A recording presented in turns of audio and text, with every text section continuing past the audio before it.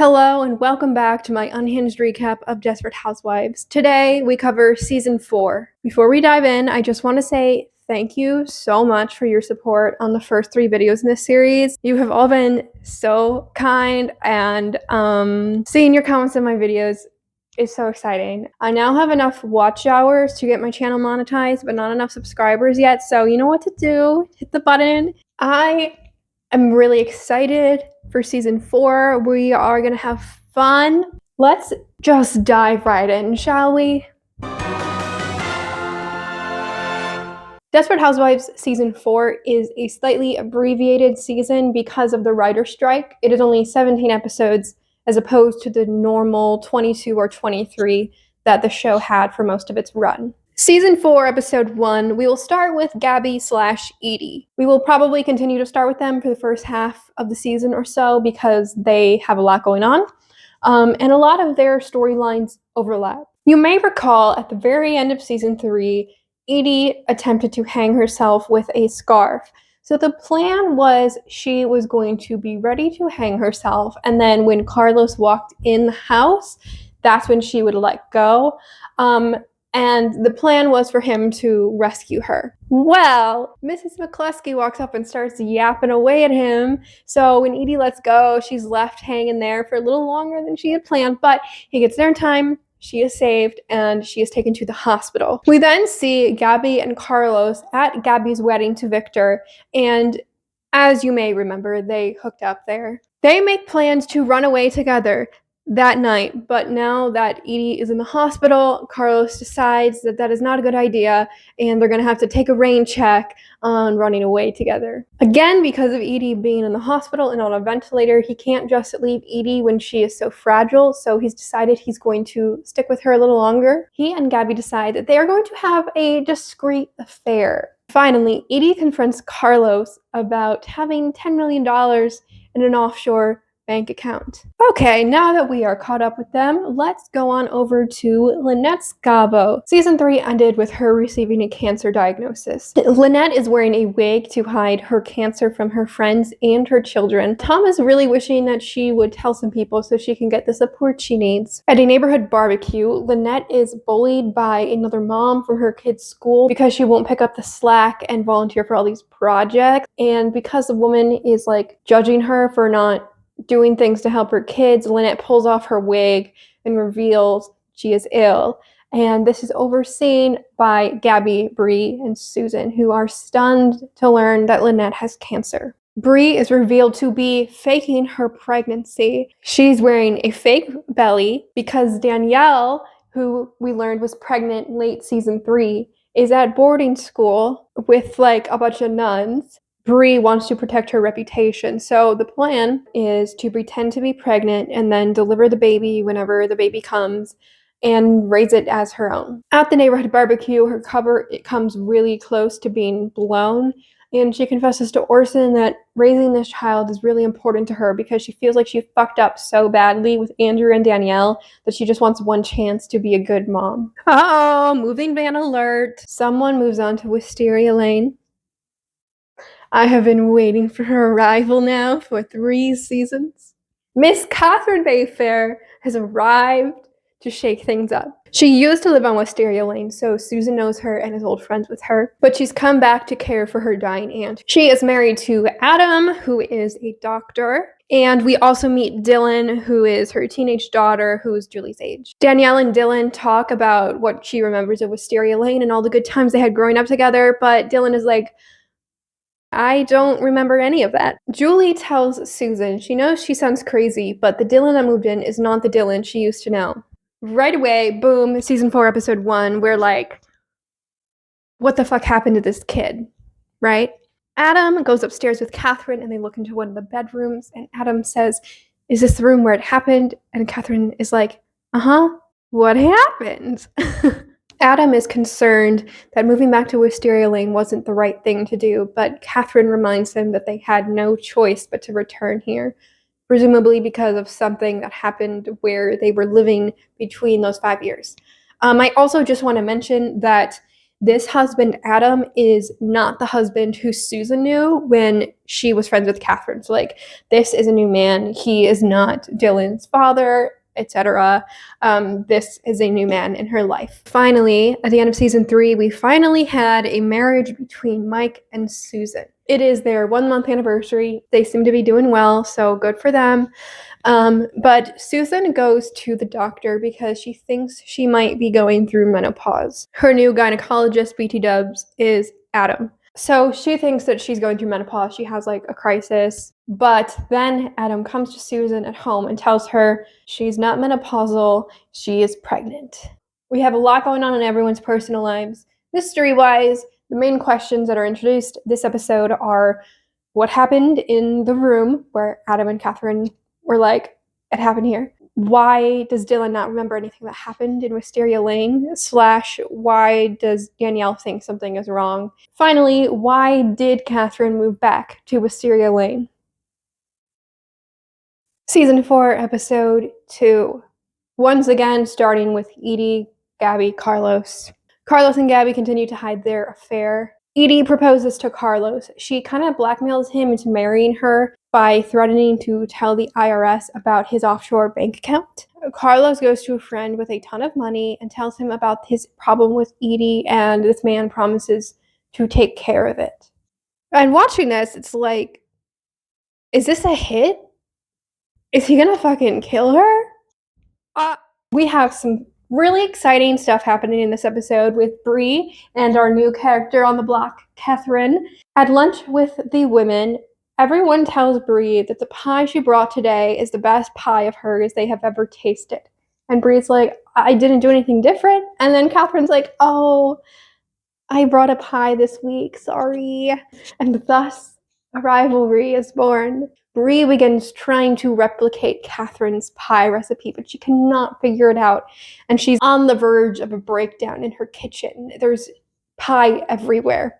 Arson comes in and is like, what you doing? And she's like, I'm trying to make my pie taste good. And he takes a bite of a pie and he's like, oh, this one's pretty good. And that was Katherine's pie. It's okay, Bree, I'll eat your pie. Bree feels like Katherine has stolen her entire identity. She is the one who brings the pie, and she is the one who is the good cook in the group. And now Katherine is like weaseling her way in. And also they're both redheads. Like, it's crazy. Bree can't have anything. So Bree is finally humbled enough to ask Katherine for the recipe, but Katherine refuses to give it to her. Because Bree is a very trustworthy neighbor, she has a copy of pretty much everyone's key on the block because she's always the one people will ask to like water their plants and stuff when they're on vacation. So Bree uses her copy of the key to go into the Mayfair house and look for the recipe herself. While she's inside, Dylan and Katherine come home and they're bickering, and Dylan is asking Katherine where her father is. Katherine tells Dylan that her father was a monster, and then Dylan is like, I think you're the monster because you're lying to me. And then Katherine slaps Dylan, and Bree overhears all of that, and then she goes home. She's like, what the fuck? And finally, Susan tells the girls about Julie's concern for Dylan, and we see a flashback to the night that Katherine left town 5 years ago. It was apparently for a new job in Chicago, and it forced her to pack up and leave overnight. But when Susan went over, she was acting really weird and jumpy, and it seemed like something was wrong. And when Susan asks Katherine about how the job ended up going in Chicago, Katherine has no idea what she's talking about. Season 4, episode 3. Susan hosts a charades party at her home one night, and the women agree that Susan should host and make sure Katherine comes so that she can get drunk and spill all of her secrets to them. Lynette is starting to really struggle from the side effects of her chemotherapy. She's feeling nauseous. She has no energy. Lynette's mom is there to help, and so she's like living with them and helping take care of Lynette. And she is struggling to watch Lynette in so much pain. So Lynette's mom gets pot from Andrew and bakes brownies. But she knows that if she gives brownies to Lynette, then Lynette will be suspicious that there's pot in them. So she gets Parker to be her drug mule and brings the brownies up to Lynette. And then Lynette shows up to charades night high. And Lynette is pissed that her mother did that to her. Lynette missed a lot of her childhood because of her mom being either high or drunk, and she doesn't want to do that to her kids. A lot of Lynette's character comes from her childhood trauma and like raising her sisters for them while her mother was absent or drunk. So seeing Lynette trying to break the cycle is interesting, and it's still nice that they were able to find a way to make it funny. While Lynette is high at charades, by the way, I think she's doing hang them high, and she like does a motion like she's hanging herself, but no one's getting it, so she just starts pointing at Edie. Edie wears a ring to the charades party so that everyone will know she's engaged to Carlos. Carlos did not buy her the ring. She just bought it for herself, assuming that Carl will like reimburse her for it with all his money from his offshore bank account. We finally see the man that Carlos hired. He is not a hitman, but an accountant, because he is going to take care of that offshore bank account and make sure that the feds cannot find it were Edie to report him. At the party, Gabby flirts with Adam to try and make Carlos jealous, and this upsets Katherine, who sort of implies that they have had some marital problems before. At the party, Katherine also brings up Gabby's affair with John, who you may remember from season 1. He was the 17-year-old gardener she was sleeping with.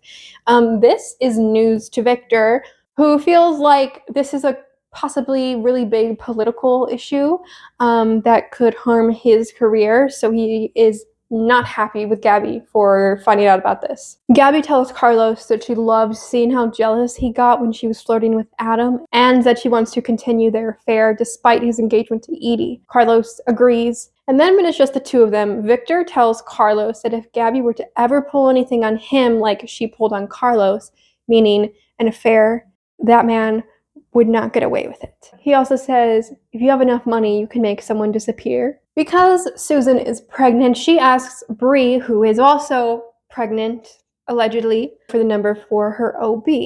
She just doesn't want to see Adam because it's weird if she has seen her best friend's husband. Bree just gives her a phone number out of the phone book, and it turns out it's a complete dump. And so Susan is pissed that Bree would ever send her to a place like that.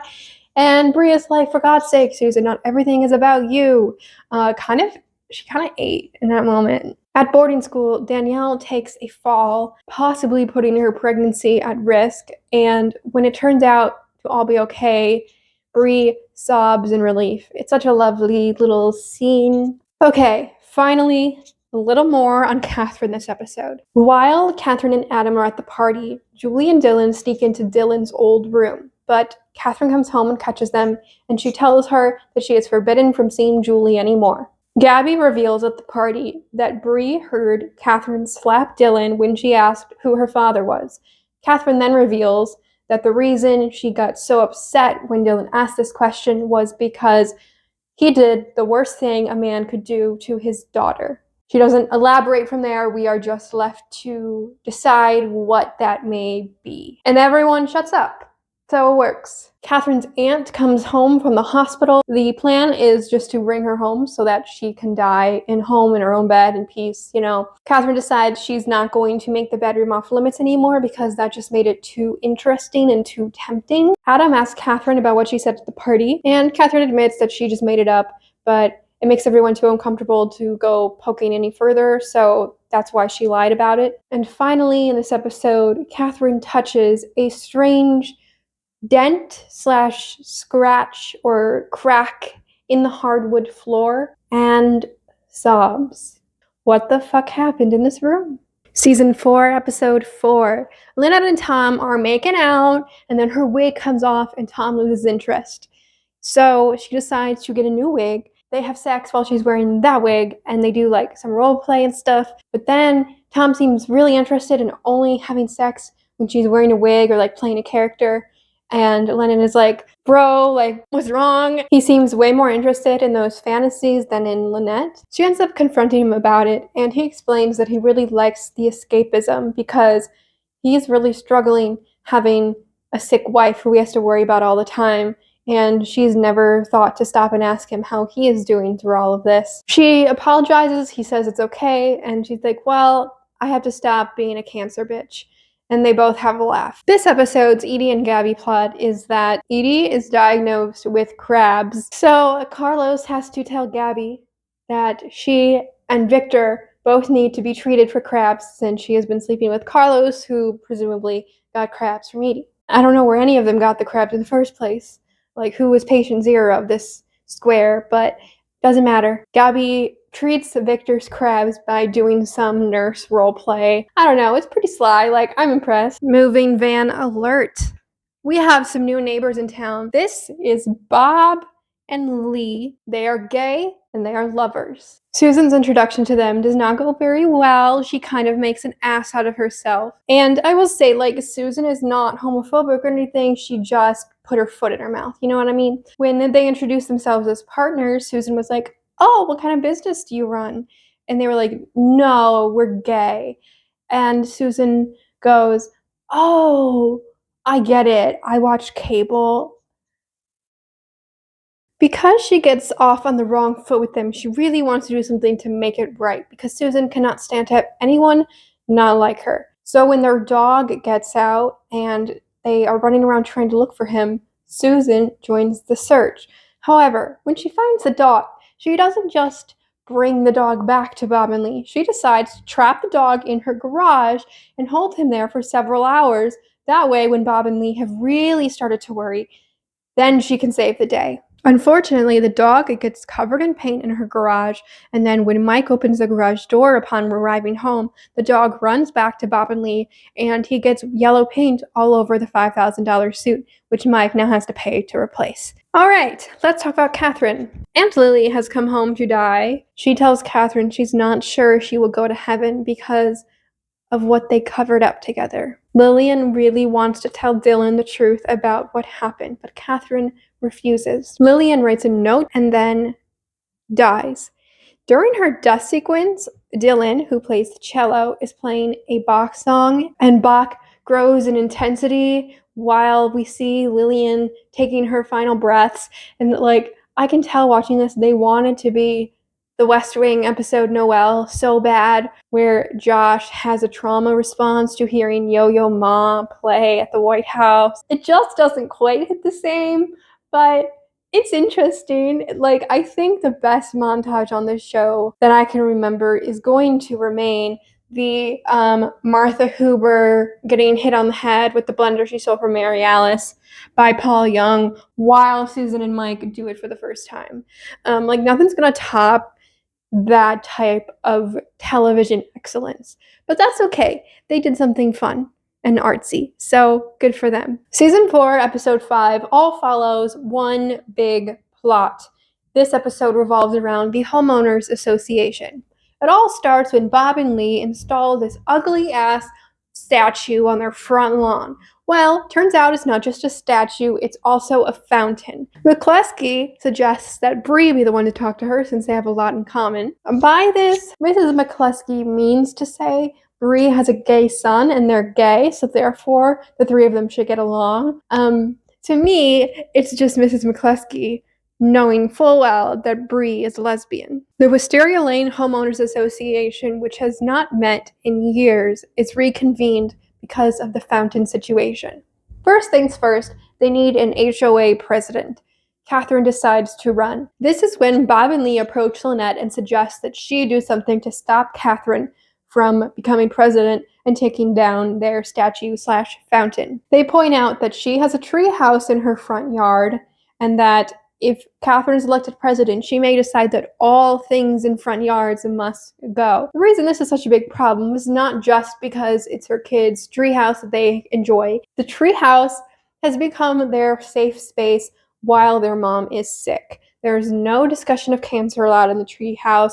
They are not allowed to talk about being sick or doctors or anything in the treehouse. That is their space that Lynette has to protect. Despite having a very close race, Katherine wins the election because Susan votes for her over Lynette because the fountain is annoying. Katherine fully plans to get the fountain removed, but Bob and Lee blackmail her. They tell her that they know about her husband and what happened in Chicago, implying that if she removes their fountain, then everyone in the neighborhood will soon also know about her and her husband in Chicago. Season 4, episode 6. In this episode, we have a little bit more going on. We are going to start with Lynette. This is one of my favorite Lynette episodes in general, but absolutely of the season.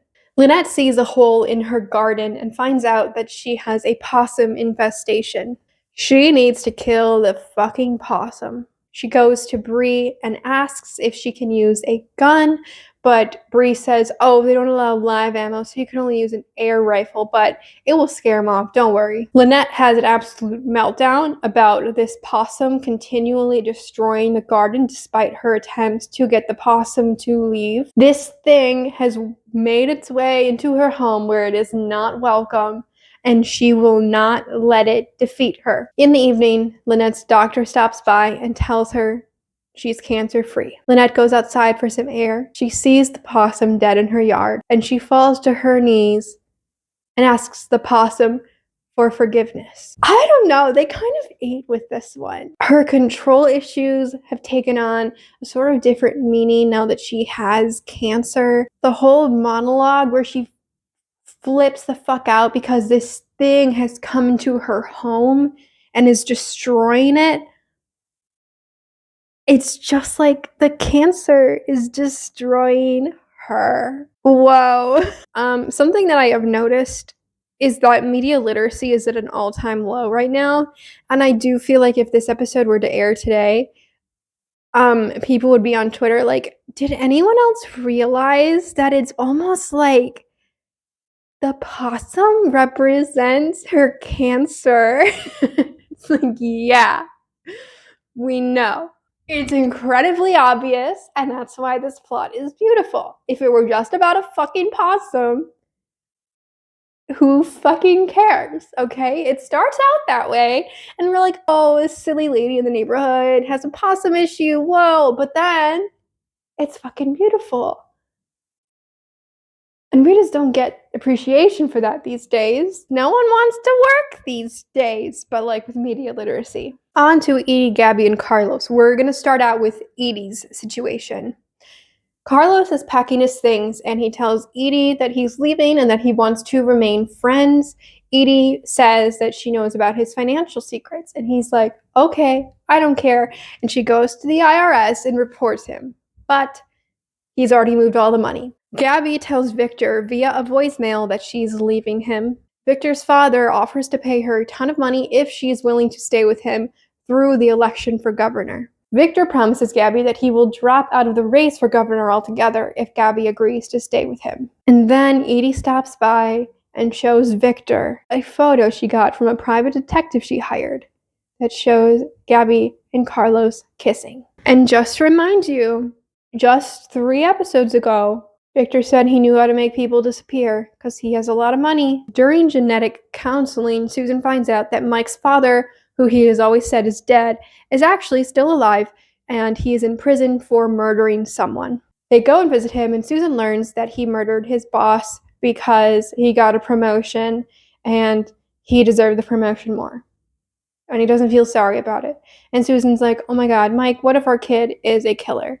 Also, Mike hurt his back, and so he's taking painkillers. Finally, it's Halloween, and you know what that means. There's a party with the gays in the neighborhood. Bob and Lee invite Bree's whole family over for their Halloween party. Bree really wants Danielle to go back to the convent for her last few weeks of pregnancy, but she refuses to go. Bree also tells her in this episode that it might be harder than she thinks to give up the baby. At the Halloween party, Danielle shows up, and she comes dressed as Bree. She has a wig and everything. That's how she explains her pregnancy bump. It's part of her costume. Danielle's water breaks at the Halloween party.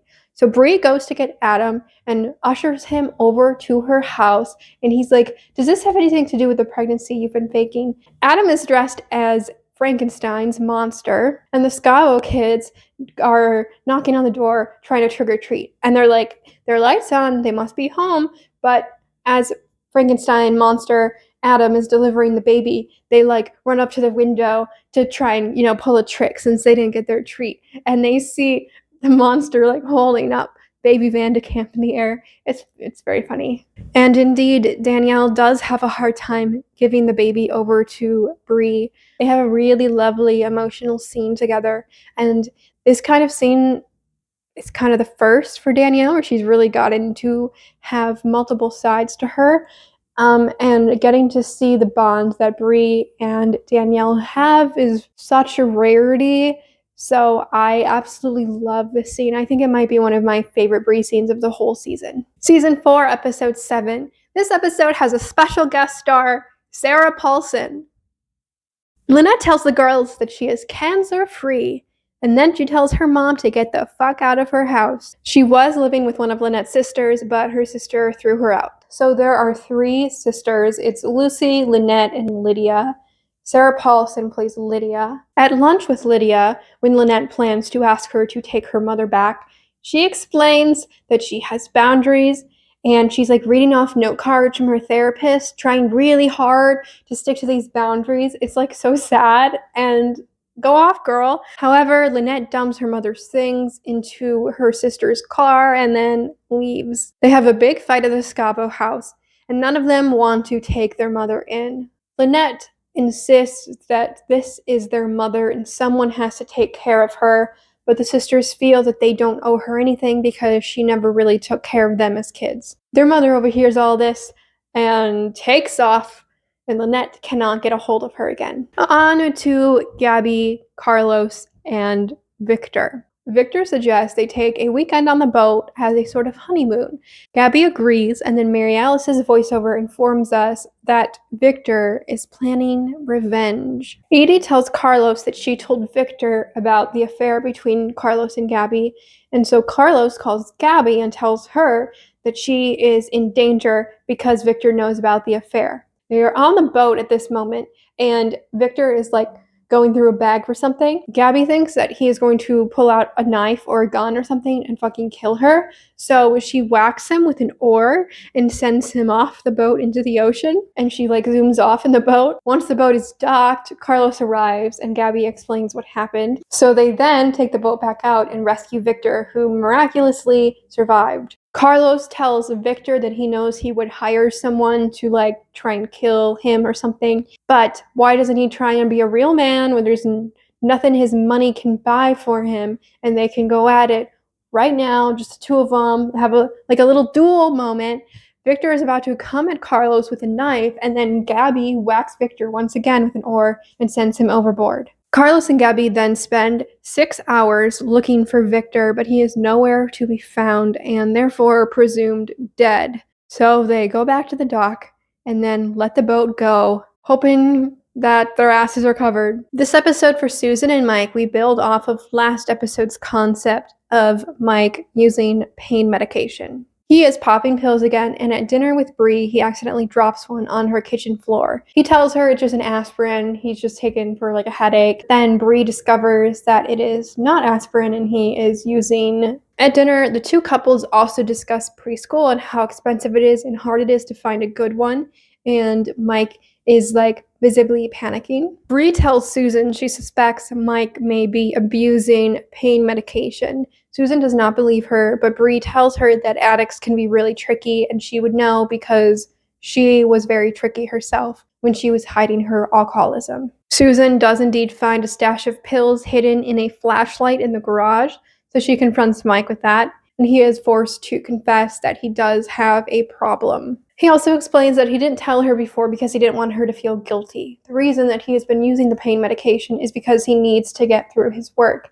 He's been having to take on a lot of extra jobs despite his hurt back because of all the talk about expensive preschools and just the cost of raising a baby in general. Mike promises Susan he will stop using, and he dumps the pills down the drain. But at the end of the episode, we watch him use his wrench to open up the pipe and retrieve the pills. At school, Dylan receives a genealogy assignment where she needs to make a family tree. Katherine insists that she will talk to her teacher and get her assigned a different project instead, but Dylan wants to learn about her father, so she keeps pushing Katherine for the information. When Katherine starts getting a little scary, Dylan tells her that she is officially no longer afraid of Katherine. So no matter what Katherine says or does, Dylan is determined to find her father. Later in the episode, Katherine is seated at the table with a folded piece of paper. She tells Dylan it contains all of the information necessary for her to find her father. She agrees to give it to Dylan on the condition that Dylan will not reveal to her father where Katherine is. Katherine then shares a story about this night where the ex almost killed her, and that scares Dylan. And instead of making the agreement and taking the information from her mother about where her father is, she tells her that she'll ask her teacher for a different assignment instead. Once Dylan walks away, Katherine unfolds the paper and we see that it is empty. Season 4, Episode 8. We have quite a few moving parts in this episode, so we're just going to take it one thing at a time, starting with Lynette. Lynette's mother is still MIA. Lynette can't get a hold of her, and her fear is that she got drunk and ended up in a ditch somewhere. Lynette's stepfather, who she has not seen in years, shows up at the Scavo household and tells Lynette that her mother called him to ask for money. He's going to go meet up with her to give her the money, but he figured that she would want to join him, so he went to collect her so they can go together. Lynette is also overjoyed to see her stepfather because he was like the best parent she ever had, but unfortunately, he and her mother were not married very long because Lynette's mother cheated on him. When Lynette, her mother, and her stepdad meet up for him to give her the money, they reveal to Lynette that the reason they divorced is not because she cheated. It's actually because he is gay. And this means one of the reasons Lynette has held a grudge for years was never valid in the first place. It's really interesting watching Lynette and her mother this season. That's why she earned a place on the wall, okay? Like, yeah, she doesn't do a whole lot, but when she's around, we get some fun stuff. We got a gay stepdad, we got the pot brownies. Lynette's stepdad invites her mom to live with him because his partner recently passed and he's kind of lonely and he has a spare bedroom, so they are going to live together. It's very sweet, just two besties. In the aftermath of Victor's disappearance, Carlos wants to go to the police. He figures they can't get into much trouble if they explain that it was self-defense. After all, they only threw Victor overboard when he came after Carlos with a knife. However, Gabby does not trust that, so she wants to continue to lay low and wait for the situation to blow over. Is Victor the mayor? Yes. Will people notice he's gone? Most likely. Will they get away with this? Time will tell. Gabby is visited by the police and they inform her that Victor is indeed missing. They suspect some sort of foul play because his boat was completely scrubbed clean of any fingerprints. As her explanation for where he may have gone, Gabby simply explains that she told Victor she was leaving him and that he was pretty upset, so she's worried that maybe he did something to himself. Edie is shocked to read that Victor is missing. She calls the police and informs them that she thinks he is dead. The police arrive to question Gabby once again, but this time, as they're speaking to her, they get a phone call. Victor has been found and brought to the hospital. The police interview Victor, and with Gabby right there in front of him, he tells the police that he doesn't remember anything before the accident. And Gabby's like, "Oh my God, you don't remember anything?" And he's like, "No, I don't remember anything." And then the police leave the room, and he pulls Gabby in and whispers to her. He remembers everything, and he's going to take care of this in his own way. For Katherine in this episode, a former patient from Chicago arrives. Her name is Sylvia. Boom. She waits for Katherine to leave so that she can go in and talk to Adam. Mike overhears the conversation between the two of them, and Adam asks him not to tell Katherine that she stopped by. He also explains to Mike this is just an ex-patient of his who is fucking crazy, so don't be too alarmed by anything you hear. When Adam asks Mike not to tell Katherine about it, Mike asks Adam to write him a prescription for painkillers. And yeah, it's kind of a threat. We have a few things happening for the Vandecamps in this episode. First, Bree asks Tom for some advice when she stops by the pizza parlor. Since having a newborn in the house, she has been having some trouble finding time for intimacy or sex with Orson, and it's putting a little bit of a strain on their marriage. So Tom tells her that she just needs to be a little more creative, like using the office or the car. So Bree seduces Orson at work. Later on, Adam stops by and asks Orson to write a prescription for painkillers for Mike. And he explains that he can't do it because he is an OB. It's going to raise way too many red flags if he writes a prescription for painkillers for a man. Orson really does not want to do this, but then Adam reminds him he is the one who delivered Danielle's baby and kept the whole thing a secret as a favor to the family. So Orson agrees to write the prescription. Meanwhile, Andrew is feeling more and more left out of the family, so he decides to move out. He tells Bree that the reason he's moving out is because he doesn't want to be in the way of her new perfect family. He gets an apartment, he's so grown up. Bree visits Andrew at the new apartment, and he tells her that he's changed and grown a lot in the last few years, and he doesn't feel like she has seen it or given him any credit for it. And he also tells her that he forgave her a long time ago for her leaving him on the side of the road. The scene between the two of them is very sweet, and I wish nothing but the best for Andrew Van de Kamp. We may have had our problems in the past, and we may have more in the future. But you know what? He has grown a lot. He's been a good brother. He helped his mom cover up this whole pregnancy thing. He has a consistent job at the pizza parlor.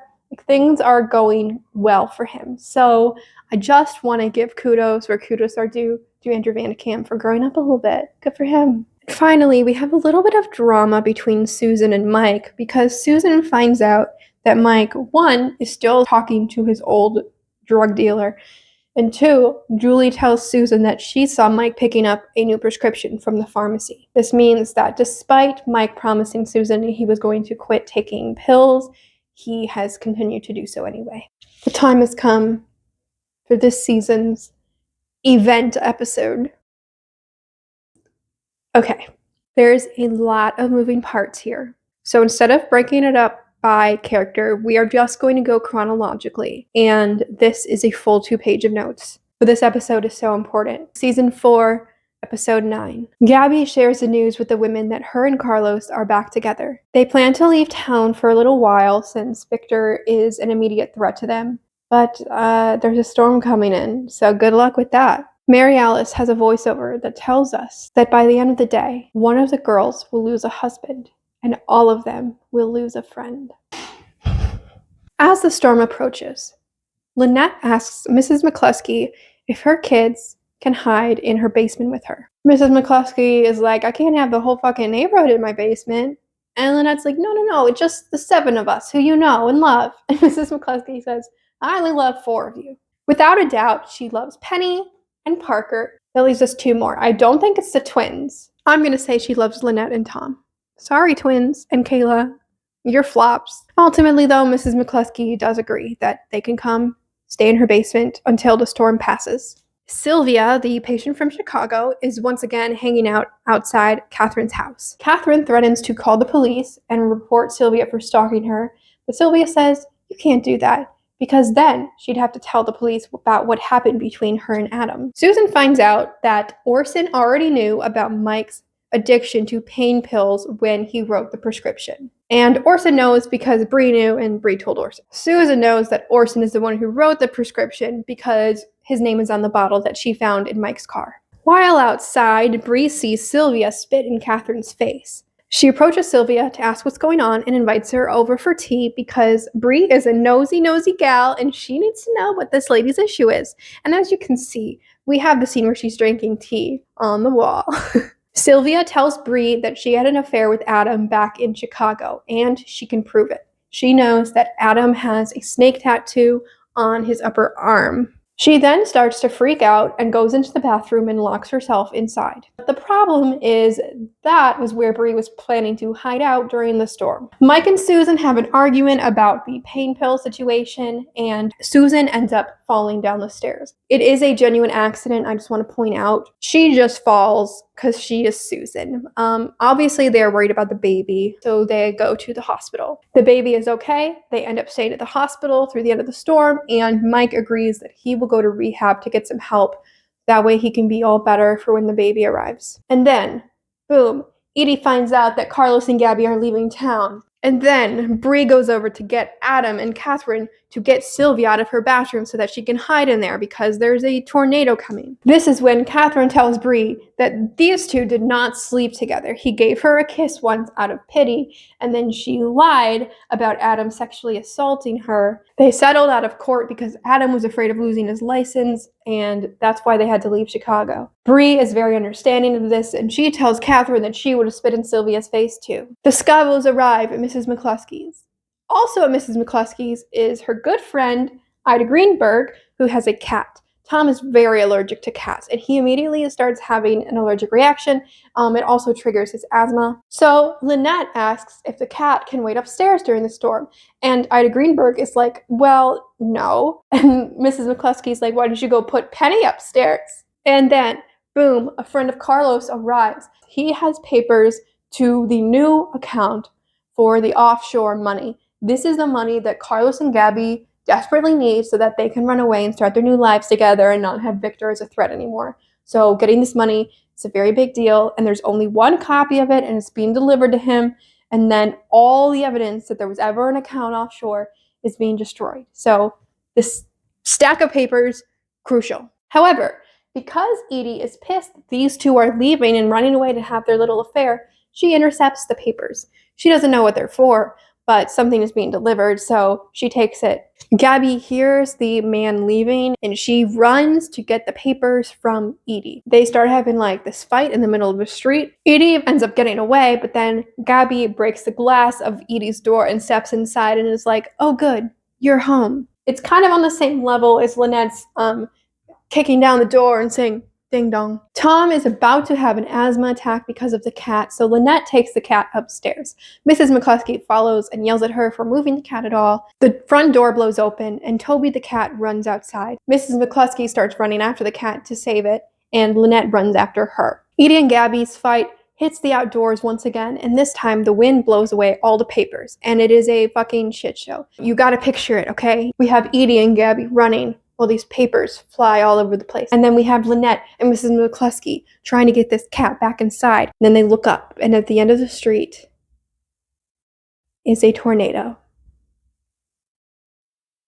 And you better fucking believe I put this tornado on the wall. Boom. I did a sort of snowflake making technique to create the storm. I'm pretty proud of it. I think it's really silly, and that's what I'm here for. So I hope you like it. Tornado has not only touched down, but it is on Wisteria Lane now. Orson, Bree, Katherine, Adam, and Baby Hodge, they all need a place to go. They end up sitting on the floor of a closet to hide out there. Since the tornado has touched down and they don't have time to run back to Mrs. McCluskey's house, Lynette pulls Mrs. McCluskey inside her own home, and they run into the bathroom and hide with a mattress pulled on top of them. In Edie's crawl space, Gabby apologizes to her for the way that things happened between them. Edie says she's not going to listen to these deathbed confessions because she is not dying today. And she also says that she's mad at herself for allowing herself to really fall for Carlos in the first place. In the closet, Bree tells Katherine about what Sylvia said about the tattoo. The reason she tells her is to prove that Sylvia is just full of shit. She's like, this crazy thing she told me about Adam having a tattoo, but I've seen his arm. He doesn't have a tattoo. And Katherine reveals he did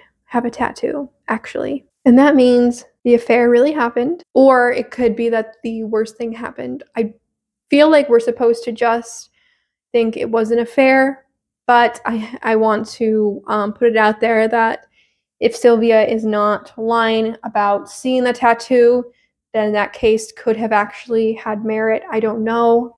Anyways, in the closet, Bree reaches over and holds Katherine's hand.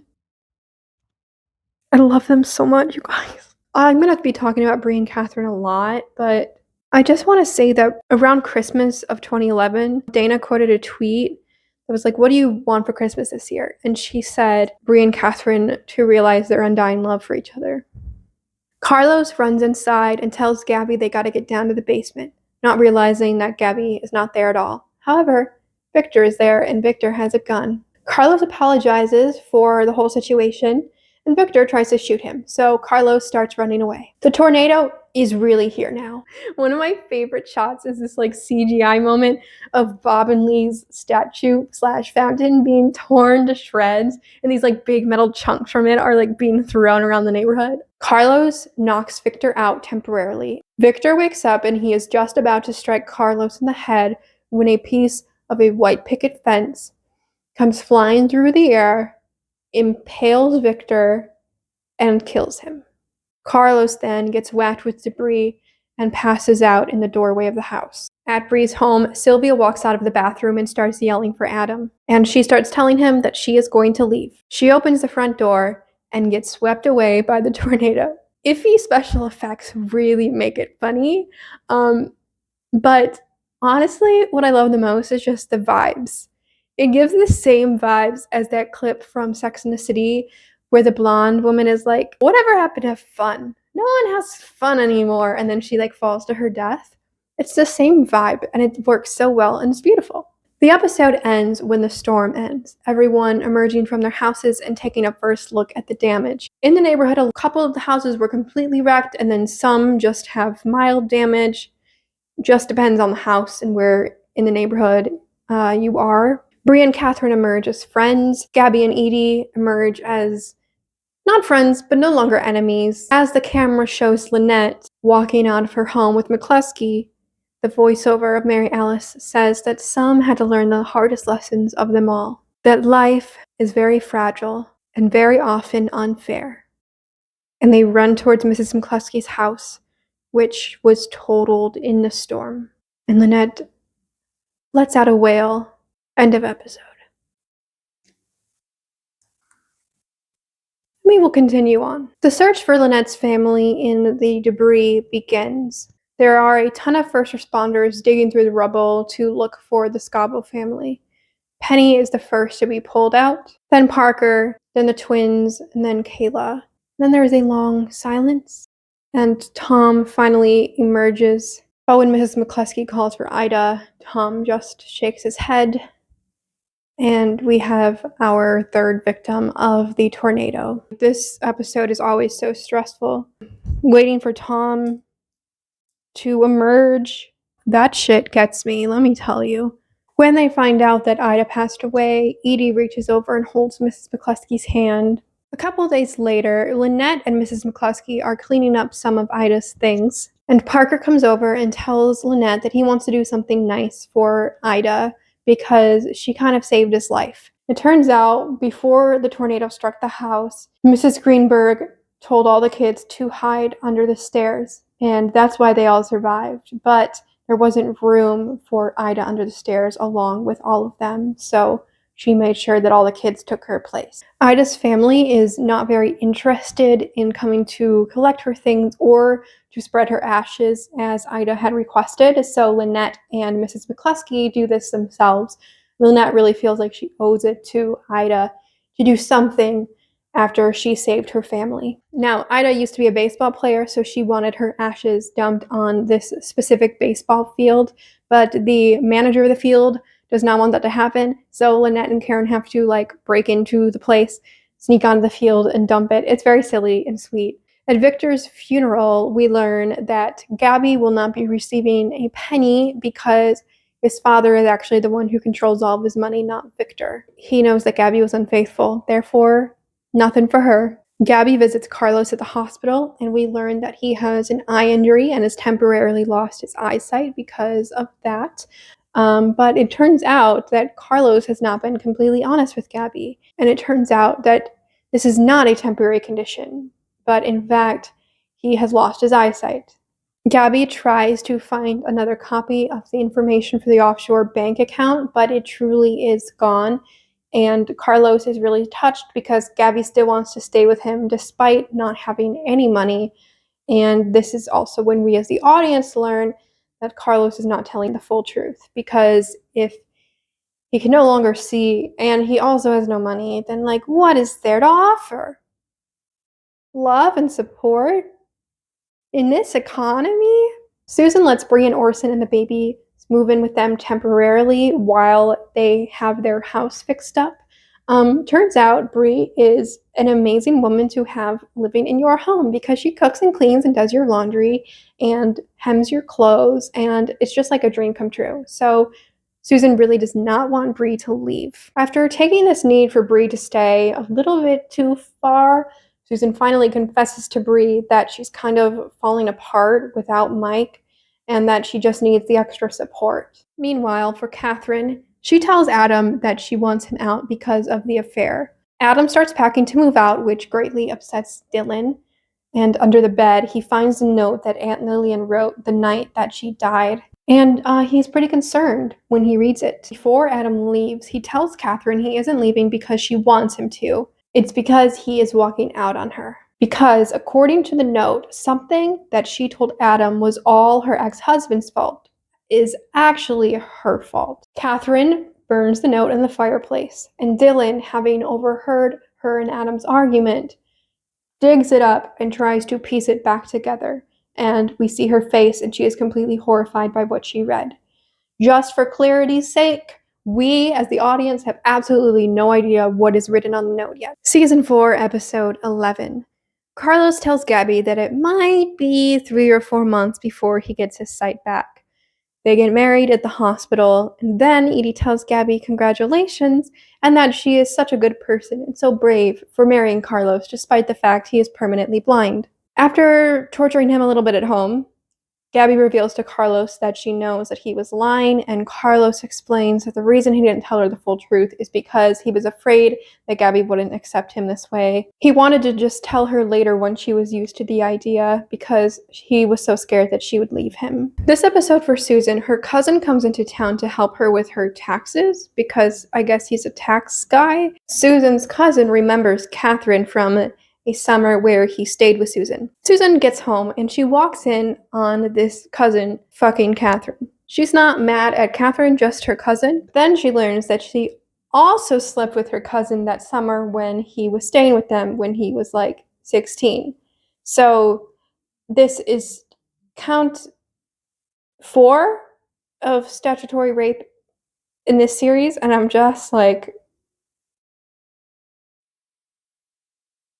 outside of that plot, there's a lot of Katherine stuff that happens this episode. It's mostly Katherine-centric. So we see a flashback of a bunch of times Katherine was hit by her ex-husband, whose name was Wayne. In the present, the women stop by with baskets of muffins and such to give Katherine a little comfort because they hear that Adam left her. In the end of the intro voiceover, Mary Alice mentions, quote, the mistakes she had buried, she being Katherine. And we see Katherine crying over what is apparently a grave made of rocks shaped like a cross. Dylan and Julie look into the burned note that Dylan found, and this is the first time we get a hint of what may have happened. So first we saw Katherine looking at what was apparently a grave or someone or something that was buried. And now we have Julie reacting to the note saying, your father was murdered. Dylan has not told her mother that she found the note. She just plans to go straight to Adam to learn the truth. And she thinks Katherine is the one who killed her father. Dylan calls Adam and leaves a voicemail asking him to meet up with her.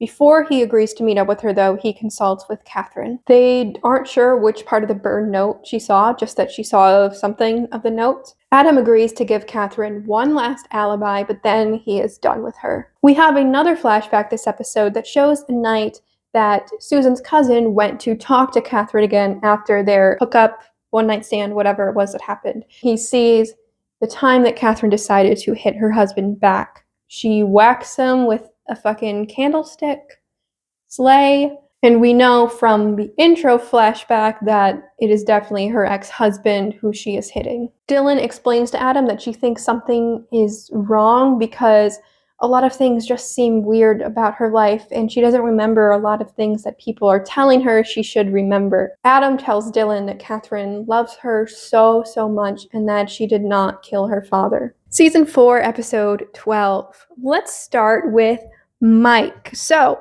Orson visits Mike in rehab, and he is starting to feel really guilty because, as you may recall, Orson is the one who hit Mike with the car and put him into a coma and caused all this shit in his life to happen, right? But then Mike asks Orson for his forgiveness. Yeah, he's asking him for forgiveness for asking him to write the prescription for him. And then in the middle of the night, Orson is sitting in Susan's kitchen, butt-ass naked. Susan brings it up the next day because she's like, Orson, that was really weird, and Orson does not know what she's talking about. And then Orson is up again naked that night, sleepwalking in the front yard, and he says, I didn't mean to, Mike. Susan just wakes him up, though, because he's sleepwalking. Julie gets home late at night, and Orson is sleepwalking again. He is wearing clothes this time, though, and he says to Julie, I'm so sorry I ran over you, Mike. And thus, we are learning that Mike was run over by Orson. By we, I mean, this, not this. We already knew this. We are getting into some juicy Scavo action. Rick visits the pizzeria. You may be asking, who the fuck is Rick? Rick is the man who Lynette almost had an affair with in season 3. He's back to say hello before he opens his own restaurant down the street. Well, then someone throws a brick through Rick's window.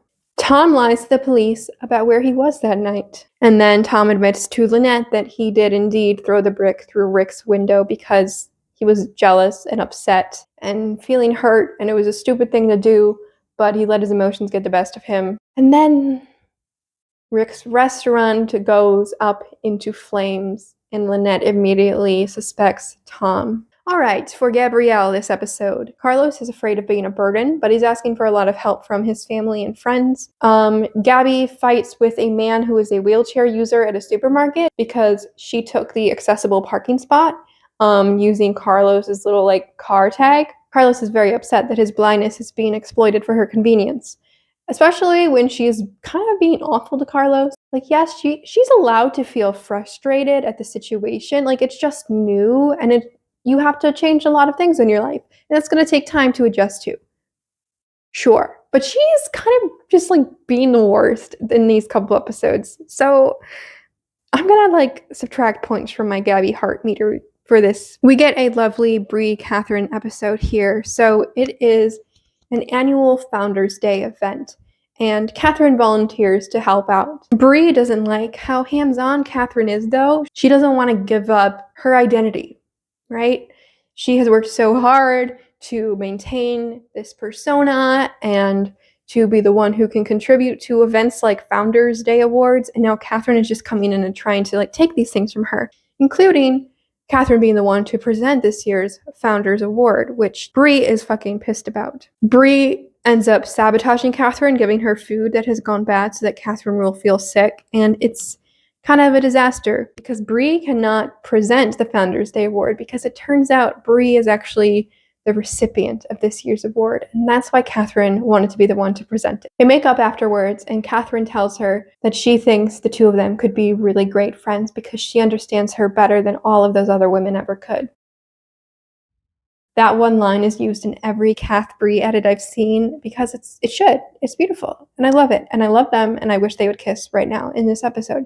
But being the one who understands them better than anyone else, it's kind of soulmate-ism, if you ask me. Dylan and Julie Meyer dress up for this Founders Day ball, and their picture with Bree and Katherine ends up in the local newspaper. And the episode ends with us seeing someone circling Dylan's photo in the newspaper. Season 4, episode 13. Tom promises Lynette he had nothing to do with the fire at Rick's. Despite being the one to throw the brick through the window, he did not commit arson. Rick goes to the Scavo pizzeria to talk to Tom because he just learned that there were matches with the Scavo pizzeria picture right on the matchbox outside the back of Rick's torched restaurant. Rick and Tom have a physical fight. Tom says something that implies he still thinks Lynette and Rick had a physical relationship, despite Lynette's insistence that they did not. How can Lynette believe he set the fire when Tom swears he didn't,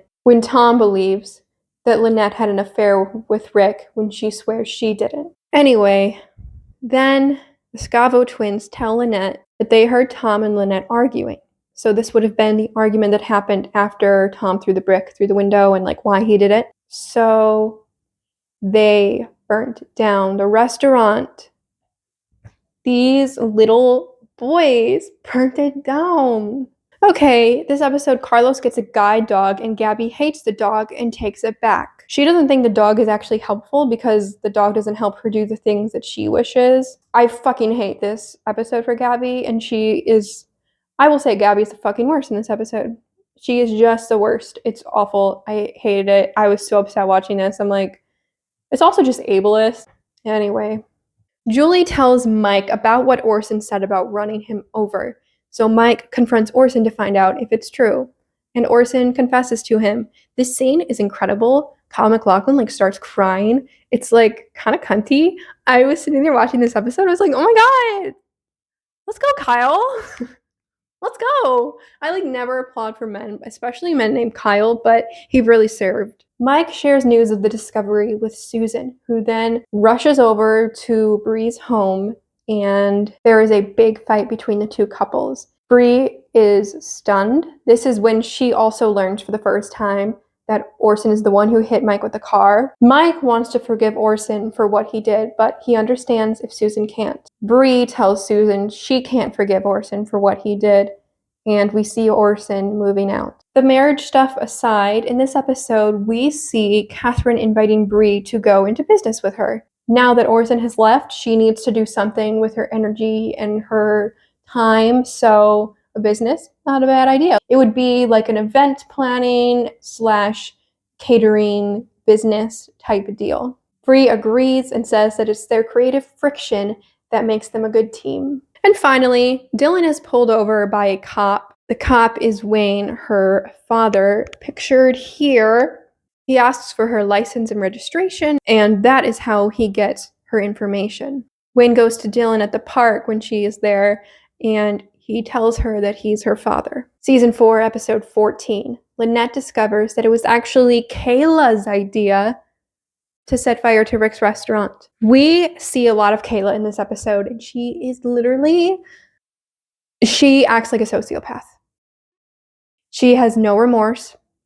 She is even worse than Andrew was when he hit Juanita Solis with his car. Kayla is really proud that she was able to talk the boys into lighting the fire, and she also thinks that it's a good thing they're being punished because they were very bad.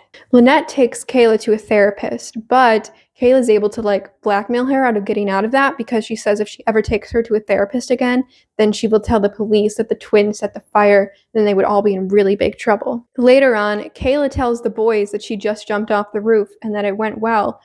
She jumps and she's like, whoa, that was crazy. Didn't you guys see me jump off the roof? I bet you wouldn't do it. You're too chicken. Yeah, so she's trying to get them to jump off the roof to fucking kill themselves or something. Gabby and Carlos have been struggling with money ever since they lost the paperwork to that offshore account. So they decide to take in a tenant because they have plenty of room in their home. So they take in this woman named Ellie. Here's Ellie on the wall. She seems sweet enough, responsible, but she has a lot of guests over, and Gabby begins to suspect that she might be a sex worker. So she confronts her about it. She tells Gabby she's a tattoo artist, so people come to get tattoos and then they leave. No big deal. But she's actually a drug dealer. As a reminder, Susan is pregnant, and this episode she goes to a Lamaze class, and Carl, her ex-husband Carl, who we have not seen in quite a while, is back, and he is with someone new now, and she is pregnant, and so they are in the same Lamaze class. For Bree and Orson this episode, Bree tells Orson she's willing to forgive him if he goes to the police and confesses and does the time that he should do for what he did. That was an awful sentence. Orson is staying with Edie instead of a hotel because he doesn't want to stay in a hotel, and then Edie kisses Orson, and Bree catches this. This is a disaster. Finally, for Katherine / Dylan, Katherine follows Dylan one night because she's acting a little odd. She discovers that she is having dinner with her father. Dylan does tell Katherine about seeing her father, and then Wayne shows up at Katherine's. Katherine has this incredible line in this episode.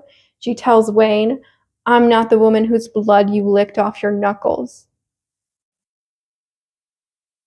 I'm realizing how much this season flew by. We are going to now dive into the final 3 episodes of Season 4 of Desperate Housewives. Let's kick it off with Lynette and the Scavo family situation. Tom and Lynette have a family therapist they are working with, and he suggests that Lynette and Kayla need to do a little more bonding. And so Lynette takes Kayla out shopping. While they are out, Kayla tells her that she got dumb Preston to jump off the roof. Just think of what I could get Penny to do. And then Lynette hits her.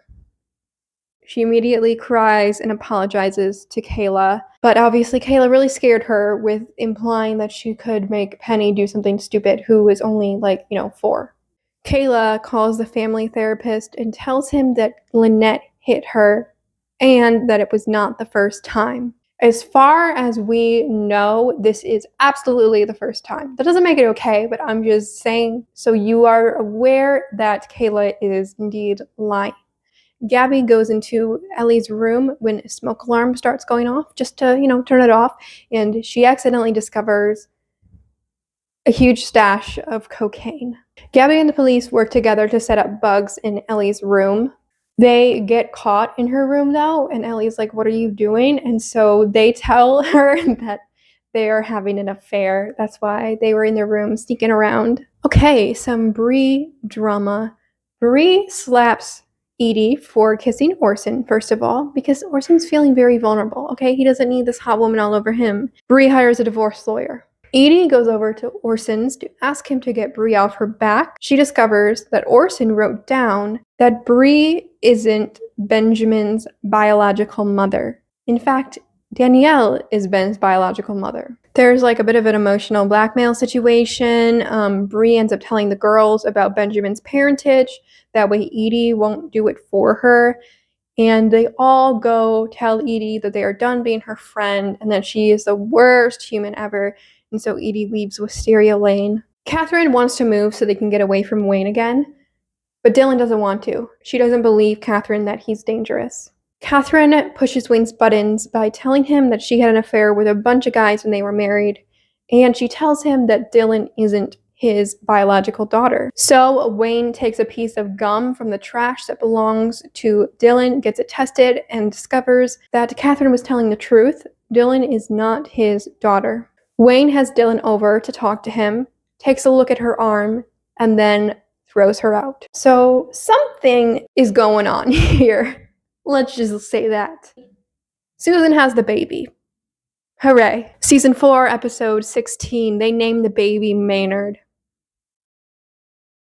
Susan does not like that name, so she goes behind Mike's back trying to change it. In the Solis household, the police are making an arrest on the supplier when he stops by to give Ellie the supply to sell, but Gabby helps Ellie make an escape.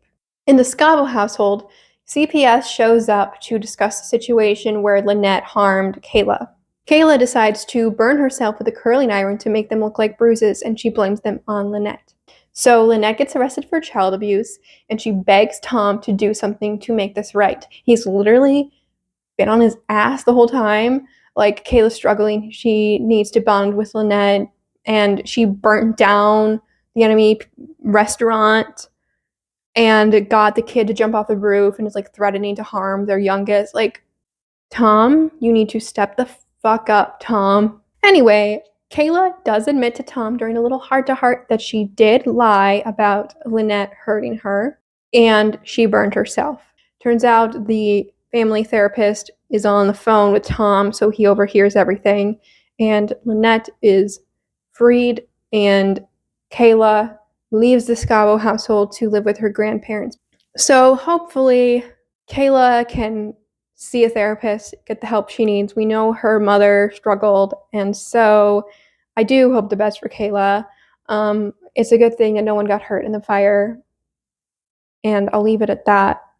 Elsewhere, Bob and Lee ask Bree and Katherine to work their commitment ceremony. So they're going to take care of all the food and the organization, the flowers.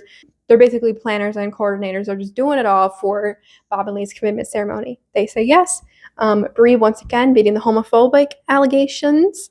Bree and Katherine also go to the gun range together this episode, and they're wearing black with red lipstick, and they look so hot. Adam comes back into town to see Dylan's recital. Wayne is also there. He knocks Adam out kidnaps him, and holds him hostage to interrogate him. Season 4, episode 17, the finale of season 4. We have another flashback of Katherine reporting her husband's abuse to the police, but the woman tells her that it's unlikely anything is going to happen because he works with the police. The woman she's speaking to advises her that she just pack up her bags and run because her husband has a lot of friends in the system, and the system isn't going to be able to punish him because of that. In the present, Katherine goes and reports Wayne to the police for kidnapping Adam.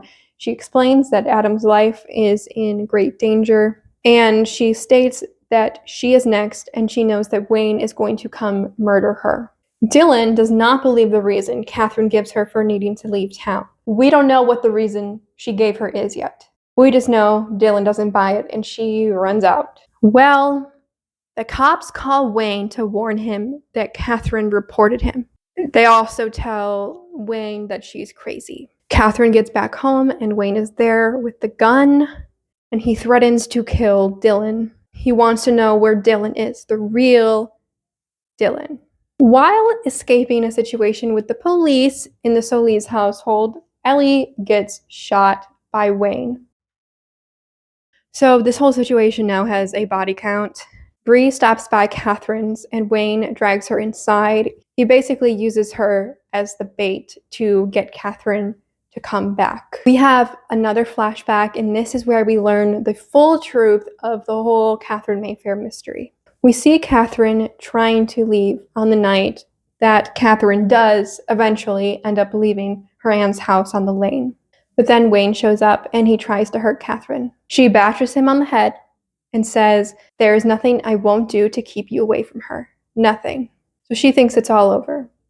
When she goes upstairs, she discovers that Dylan had been trying to reach for a doll that was on top of this tall dresser in her room, and it toppled over on top of her, crushing and killing her.